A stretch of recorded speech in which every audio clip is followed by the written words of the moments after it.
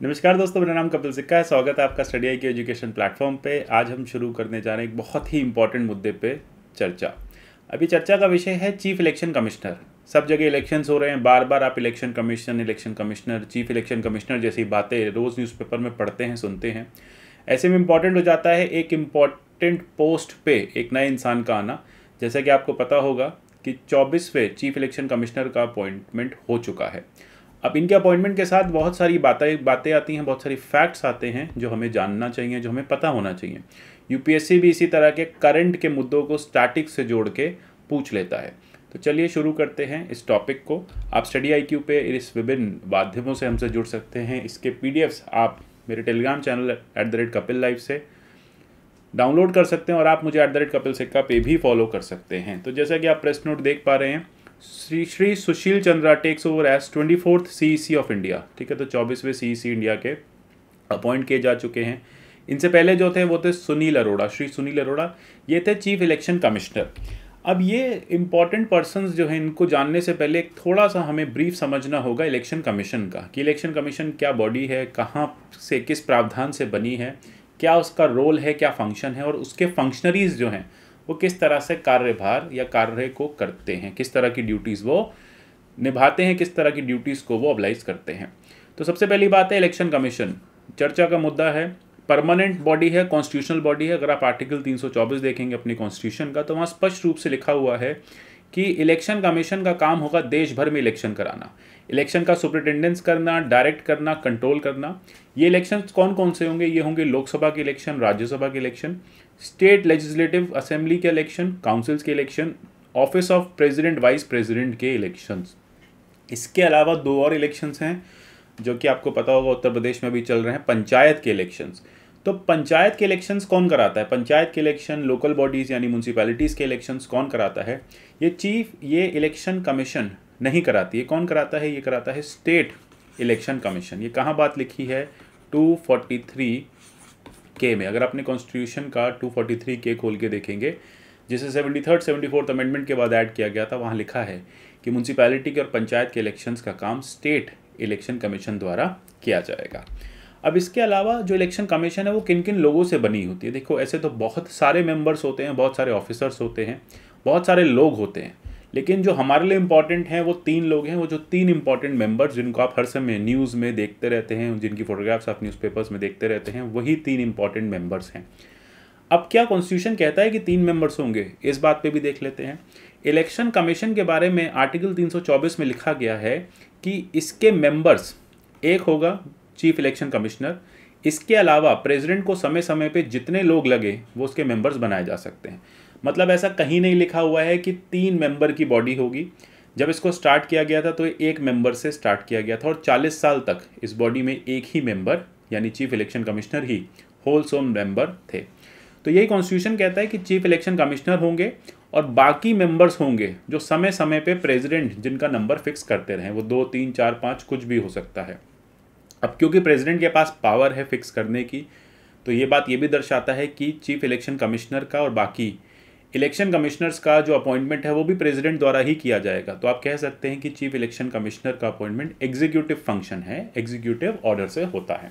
तो chief election commissioner को president appoint करते हैं, फिर बाकी जो 2 और मेंबर्स अभी हैं उनको भी प्रेसिडेंट अपॉइंट करते हैं। जब ये 3 लोग मिलके एक ऑर्गेनाइजेशन, एक कमीशन बना लेते हैं, तो जो चीफ इलेक्शन कमिश्नर है वो इसके चेयरमैन बन जाते हैं। यानी जो चीफ होते हैं वो चेयरमैन होते हैं और उनके साथ 2 और मेंबर्स बैठते हैं।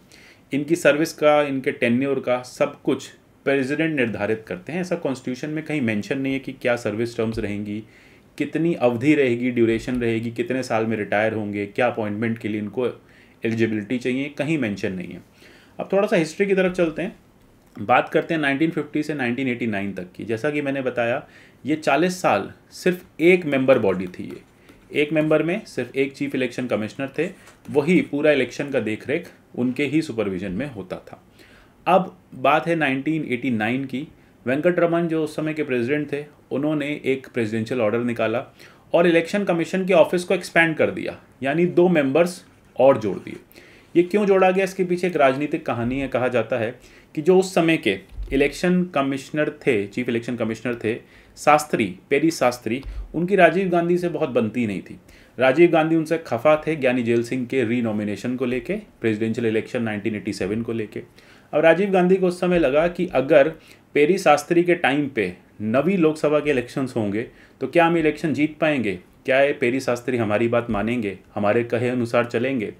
इसलिए उन्हें लगा कि पेरी शास्त्री की पावर को डाइल्यूट कर देते हैं, 2 और मेंबर्स जोड़ देते हैं। जब 2 और मेंबर जुड़ जाएंगे तो पेरी शास्त्री अपने आप तीनों लोगों के साथ, यानी तीनों लोग मिलके ही डिसीजन ले पाएंगे और पेरी शास्त्री अपने आप में एक स्ट्रॉन्ग होल्ड नहीं रह पाएंगे। इसी के चलते एक एक्सपेंशन किया गया और 3 मेंबर्स को जोड़ दिया गया। ये बात बहुत लंबे समय नहीं चली, मात्र 70 दिन ये बात टिक पाई। 70 दिन के बाद जब वीपी सिंह की गवर्नमेंट आती है 1989 में, उन्होंने इस ऑर्डर को रिमूव कर दिया और फिर से जो इलेक्शन कमीशन है वो सिंगल मेंबर बॉडी रह गया। अब ये भी एक बड़ी चर्चा का विषय रहा कि क्या तीनों मेंबर्स जो अब आप ऐड कर चुके हो, जो 2 नए मेंबर्स आप लेके आए हो, उनको हटा सकते हैं, नहीं हटा सकते हैं। उसमें एक मेंबर कोर्ट चले जाते हैं, कोर्ट जाके कहते हैं कि आप मुझे नहीं हटा सकते, हम 3 मेंबर बॉडी हैं और 3 मेंबर बॉडी ही अब रहेंगे। कोर्ट ने भी यही कहा कि देखो, इलेक्शन कमीशन एक बहुत इंपॉर्टेंट बॉडी है, देश के सबसे इंपॉर्टेंट काम को वो करती है, वो इलेक्शन है। बिना इलेक्शन के डेमोक्रेसी नहीं चल सकती।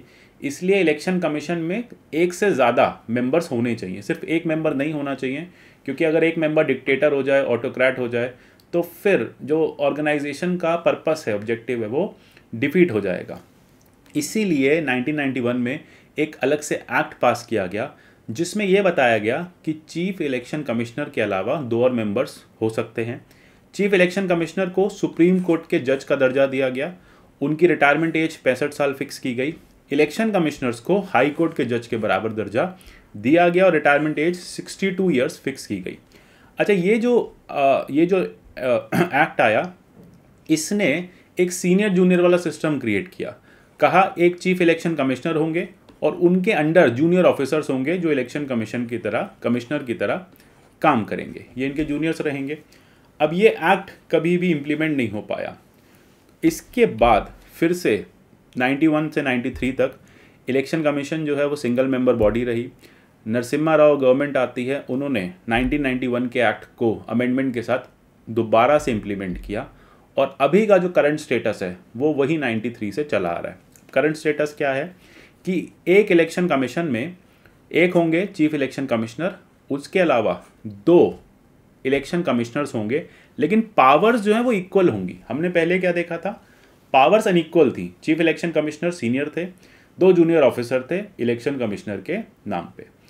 1993 से election commission conditions of service of election commissioners and transaction business act 1991 जब अमेंड होकर 93 में इम्प्लीमेंट होता है, तो वो कहता है कि एक चीफ इलेक्शन कमिश्नर होंगे, 2 अदर इलेक्शन कमिश्नर होंगे जिनकी पावर जो है इक्वल रहेगी, सैलरी भी इक्वल मिलेगी, अलाउंसेस भी इक्वल मिलेंगे, सब बेनिफिट इक्वल होंगे। कहा गया कि जो तीनों मेंबर्स हैं, बस नाम के इसमें एक सीनियर मेंबर आप कह सकते हैं जो चीफ इलेक्शन कमिश्नर हैं, बाकी 2 इलेक्शन कमिश्नर हैं, ये सब इक्वल फुटिंग पे होंगे, सब इक्वल सैलरी लेंगे, इक्वल अलाउंसेस लेंगे, इक्वल बेनिफिट्स लेंगे और सबको दर्जा मिलेगा सुप्रीम कोर्ट के जज का। अब बात ये आती है, जब ये 3 मेंबर बॉडी है तो डिसीजन कैसे लेगी। 2 मेंबर अगर इलेक्शन कमिश्नर के, चीफ इलेक्शन कमिश्नर के ऑपोजिट चले जाते हैं, लेट अस से 2 मेंबर्स कहते हैं कि हम चीफ इलेक्शन कमिश्नर की बात नहीं मान रहे, तो क्या चीफ इलेक्शन कमिश्नर की बात चलेगी या 2 मेंबर्स की बात चलेगी। तो यही चीज़ यहाँ पे रखी गई कि जो भी डिसीजन होगा इस ऑर्गेनाइजेशन में वो मेजॉरिटी बेसिस पे होगा। Even if 2 election commissioner chief election commissioner से मतभेद रखते हैं, दोनों इलेक्शन कमिश्नर को लगता है कि चीफ इलेक्शन कमिश्नर जो हैं वो गलत कह रहे हैं, तो उन 2 लोगों की चलेगी। आइडिया है यहाँ पे कि मेजॉरिटी से काम होगा, जो भी मेजॉरिटी बने, 2:1, 3-0 पे तो कोई मेजॉरिटी नहीं होती, 2:1 की मेजॉरिटी बनती है। तो फंडा यही है कि इलेक्शन कमिश्नर और चीफ इलेक्शन कमिश्नर की वोटिंग पावर बराबर है। मतलब कभी ये स्टेटमेंट आ जाए और कहा जाए कि चीफ इलेक्शन कमिश्नर के पास वीटो पावर है, तो ऐसा कुछ नहीं है, ठीक है। तो बराबर की पावर है, मेजॉरिटी पे डिसीजन लिए जाएंगे, जो सब लोग बोलेंगे वही इलेक्शन कमीशन डिसीजन लेगा। अब इसी एक्ट ने एक टेन्योर भी फिक्स किया। देखो, कॉन्स्टिट्यूशन टेन्योर की बात नहीं करता, इसको इस एक्ट के थ्रू फिक्स किया गया 6 साल का, यानी ऑफिस में आने के 6 साल का दायरा या फिर 65 साल जो पहले हो जाए, यानी जिस दिन से आपने ऑफिस ज्वाइन किया है, अगर आप पहले 65 ईयर्स के हो गए हैं या पहले आपने 6 साल पूरे कर लिए हैं तो आपको रिटायरमेंट मिल जाएगी, आपको रिटायर कर दिया जाएगा। अगर इनमें से किसी को भी, chief election commissioner, election commissioner, किसी को भी रिज़ाइन करना है तो अपना रेजिग्नेशन प्रेसिडेंट को भेज सकते हैं। इनको हटाया भी जा सकता है टर्म पूरी होने से पहले। हटाने का प्रोसेस बिल्कुल वही है जो सुप्रीम कोर्ट के जज का होता है। ये बात है चीफ इलेक्शन कमिश्नर की, कि चीफ इलेक्शन कमिश्नर को सुप्रीम कोर्ट के जज की तरह हटाया जा सकता है। बाकी इलेक्शन कमिश्नर्स को आप चीफ इलेक्शन कमिश्नर की रिकमेंडेशन पे हटा सकते हैं। तो ये बात इंपॉर्टेंट हो जाती है। अब देखते हैं कि चीफ इलेक्शन कमिश्नर को हटाया कैसे जाता है, क्योंकि देखो चर्चा का मुद्दा यहाँ पे चीफ इलेक्शन कमिश्नर है, उनके बारे में जानना ज़रूरी है। तो इनको हटाया जाता है 324(5) के तहत। अब 324(5) कॉन्स्टिट्यूशन में क्या लिखा हुआ है? लिखा हुआ है कि chief election commissioner can be removed from the office through a process of removal similar to supreme court जज। बिल्कुल सुप्रीम कोर्ट के जज की तरह इन्हें हटाया जा सकता है, यानी प्रूव मिसबिहेवियर हो, इनकैपेसिटी हो, इन दोनों केसेस में इनको हटाया जाएगा। अब हटाने के लिए पार्लियामेंट में कितने वोट्स चाहिए, लोकसभा राज्यसभा में कितने वोट्स चाहिए? तो स्पेशल मेजॉरिटी चाहिए, majority of total membership of the house, यानी 50% + 1 जो भी टोटल मेंबरशिप है। लेटर से टोटल मेंबरशिप 543 की है, तो 543 डिवाइड बाई 2 + 1, एक दूसरा +2/3 प्रेजेंट इन वोटिंग। तो इस स्पेशल मेजॉरिटी से ही इनको हटाया जाएगा। कॉन्स्टिट्यूशनल सेफगार्ड्स, कोई क्वालिफिकेशन नहीं होती मेंबर्स की, ये गवर्नमेंट डिसाइड कर सकती है। जैसे कि आपने देखा जो मिस्टर चंद्रा हैं वो IRS ऑफिसर थे, इससे पहले मिस्टर अरोड़ा जो थे, श्री अरोड़ा, वो IAS ऑफिसर थे। ठीक है, तो वो डिपेंड करता है, ये सेंट्रल गवर्नमेंट डिसाइड करेगी कि क्या एलिजिबिलिटी होनी चाहिए नहीं होनी चाहिए, उससे कोई ऐसा मेंशन आपको कॉन्स्टिट्यूशन में नहीं मिलता है। दूसरी बात है टर्म, कॉन्स्टिट्यूशन में मेंशन नहीं, हमने देखा उसको 1991 के एक्ट के थ्रू लेके आए थे। और एक बात और है कि रिटायर होने के बाद, जैसे अभी श्री अरोड़ा रिटायर हुए हैं, तो रिटायरमेंट के बाद वो कुछ और जॉब भी ले सकते हैं सरकार में, तो डिबार्ड नहीं है।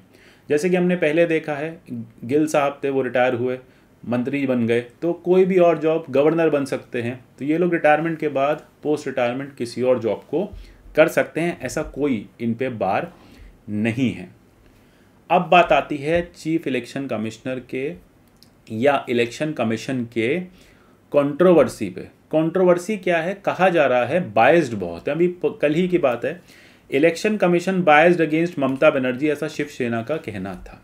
ये बायसनेस की बार बार एक जो ऑपोजिशन पार्टीज़ हैं वो बार बार एक्यूज़ करती रहती हैं इलेक्शन कमिश्नर्स को, चीफ इलेक्शन कमिश्नर को और इलेक्शन कमीशन को, कि आप बहुत बायस्ड काम करते हो, आप रूलिंग पार्टी के फेवर में काम करते हो। तो कहा जाता है कि जो रेफरी है, जो अंपायर है, अगर वो ही बायस हो जाए एक टीम की तरफ तो फिर उस टीम का जीतना तय है, ऐसा माना जाता है। लेकिन ऐसा है नहीं, इसके बहुत सारे भेद, बहुत सारे मतभेद हैं, इसमें बहुत सारे डिफरेंस ऑफ ओपिनियन हैं। लेकिन हम देखते हैं कि प्रीवियस कैसे काम किया है। देखो कहीं पे भी ये मेंशन नहीं है कि ये कैसे नॉन पार्टिजनशिप में काम करेंगे। ठीक है, कहीं मेंशन नहीं है कि कैसे इनको काम करना है।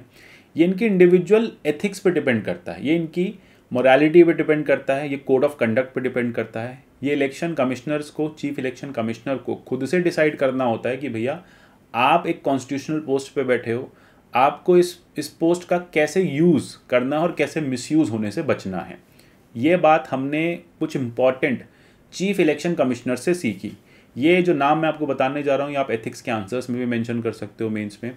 जैसे कि एक चीफ इलेक्शन कमिश्नर हुए TN सेशन। कहा जाता है कि TN सेशन आने के बाद जो इलेक्शन कमीशन का पूरा प्रारूप है, जो काम करने का तरीका है, वो पूरा बदल गया। बहुत ऑटोनोमस ऑर्गेनाइजेशन हो गई, किसी पॉलिटिकल पार्टी के दबाव में आने नहीं लगी। हमने देखा 89 तक कांग्रेस का बहुत दबाव होता था इस इलेक्शन कमीशन पे। ये सब TN सेशन ने इस ऑर्गेनाइजेशन को हर पॉलिटिकल पार्टी के प्रेशर से आज़ाद करा दी और बहुत ऑटोनॉमी के साथ काम करने लगी। यही JM लिंगदो ने 2002 में किया, यही SY कुरैशी ने 2012 में किया और यही हमने अशोक लवासा के केस में हाल ही में 2019 में देखा। तो ये 4 ऐसे नाम हैं जो आप मेंस में लिख सकते हैं। ये 4 ऐसे ऑफिसर्स हैं जो बहुत अपराइट थे और जिन्होंने कॉन्स्टिट्यूशनल ड्यूटी को अपनी पर्सनल इश्यूज से और अपने पर्सनल इंटरेस्ट से दूर रखा। तो ये बहुत एक अच्छे एग्जाम्पल्स आप हमेशा दे सकते हो। अच्छा, ये कहा जाता है कि चीफ इलेक्शन कमिश्नर का जो अपॉइंटमेंट होता है वो बहुत पार्टिजन होता है, मतलब पॉलिटिकल पार्टी अपने हिसाब से करती हैं। बहुत ज़्यादा एक्विजिशंस भी लगे पुराने इलेक्शन कमिश्नर्स पे, जैसे नवीन चावला हुए वो कांग्रेस के टाइम पे, कहा जाता है वो बहुत करीबी थे। जैसे अभी सुनील अरोड़ा जी के लिए कहा जाता था वो बहुत करीबी थे, एक पॉलिटिकल पार्टी के कोई करीबी था दूसरी पॉलिटिकल पार्टी का। तो ये हमेशा से एक्विजिशंस लगते रहते हैं। अब इस एक्विजिशंस के लिए सेकंड एआरसी ने कुछ रिकमेंडेशंस दिए हैं जो हम हमेशा यूज़ कर सकते हैं। पहले हम ये समझते हैं ये एक्विजिशंस लगते क्यों हैं। देखो, क्योंकि अभी हमने अपॉइंटमेंट में देखा कि चीफ इलेक्शन कमिश्नर को आप एक एग्जीक्यूटिव ऑर्डर से अपॉइंट कर सकते हो। अब वो एग्जीक्यूटिव ऑर्डर प्रेसिडेंट देंगे।